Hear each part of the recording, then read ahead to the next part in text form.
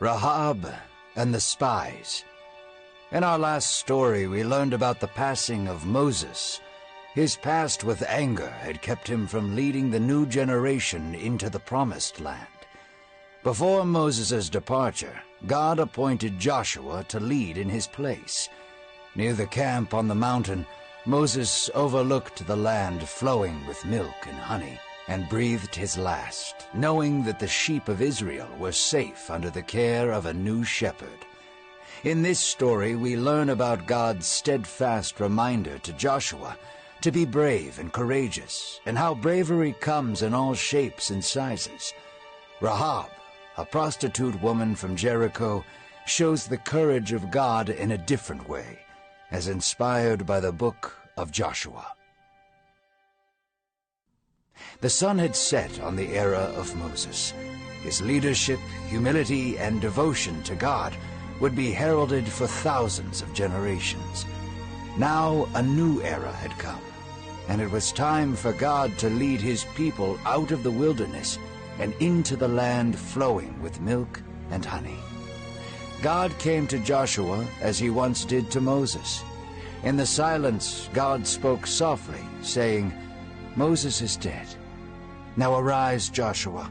Go over the Jordan River into the land I have given you and my people."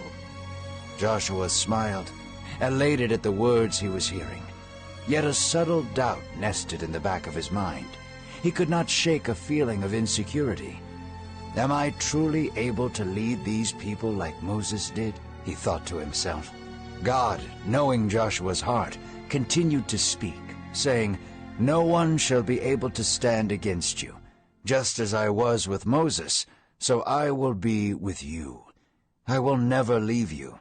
Be strong and courageous, and you will lead the people into victory. Keep my commands close to your heart, and do not be afraid, for I am with you." 3 times God repeated these words to Joshua, encouraging him to be strong and courageous. Joshua closed his eyes and took a deep breath. He rolled his shoulders back and assumed a large posture. Then he arose to go lead his people. "Prepare yourselves," Joshua shouted to his men.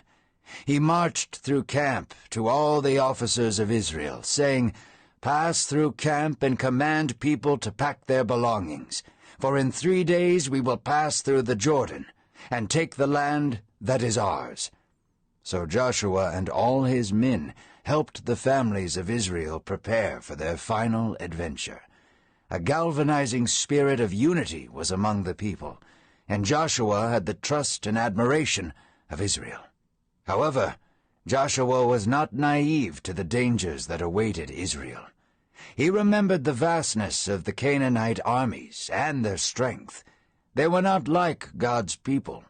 These cultures could be brutal and sadistic, taking women and children as prostitutes and slaves.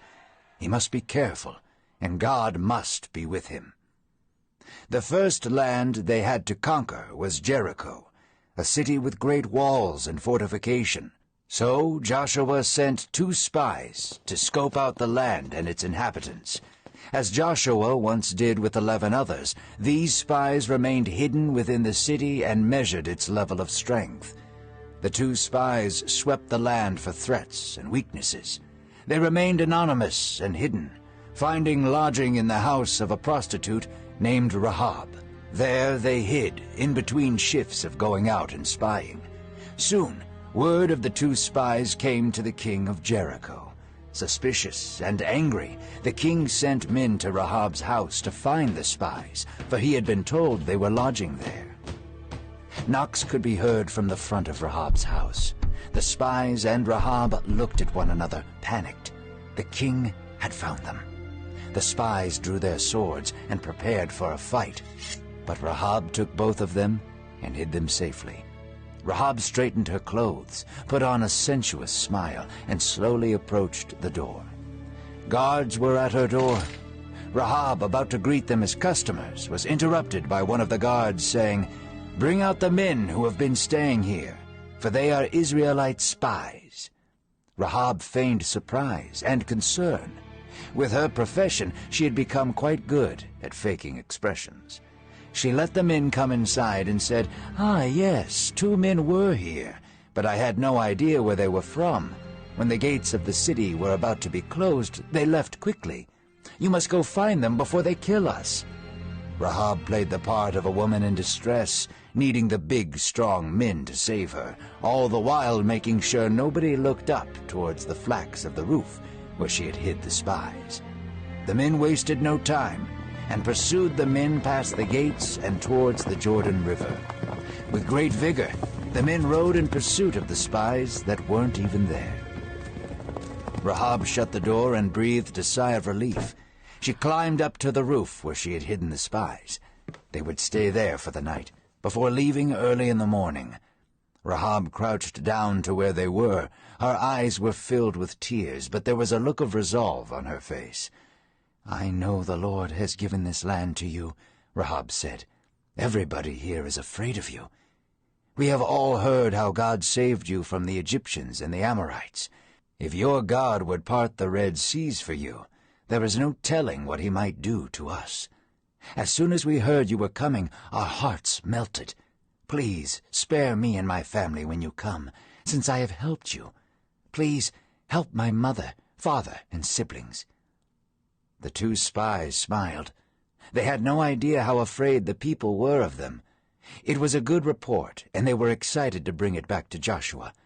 They took special note of Rahab and said to her, "Of course, our lives are in your debt. If you tell nobody of us, we will be faithful to you." Then, while it was still dark, Rahab lowered the men down by a rope through her window, for her home was a part of the city wall. The 2 men thanked Rahab and said, "When we come to the land, tie this scarlet cord to your window, and anyone who passes through will not harm you." And so Rahab did it. The scarlet rope was tied around her window as a symbol of mercy, just as the scarlet blood was painted on the doorsteps of the Israelites years ago.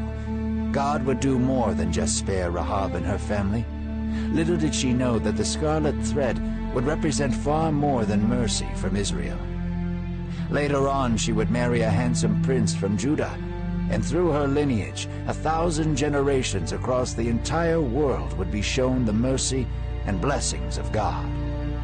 The men departed and ventured into the hills and hid there for 3 days. The soldiers of Jericho scoured the outskirts of the land, barely missing the spies. A few close calls later, the men were able to return. Hungry, dehydrated, and more happy than they had ever been, the spies ran back to their camp. Joshua was helping a family pack their things when he heard shouts from the distance. He looked towards the horizon and saw 2 figures waving in the distance. Their silhouettes jumped up and down. Joshua squinted and could finally see that it was his spies returning. All the people looked as the 2 men ran back. Then Joshua heard the words they had been shouting. "The Lord has given us this land, and they shall melt away because of us."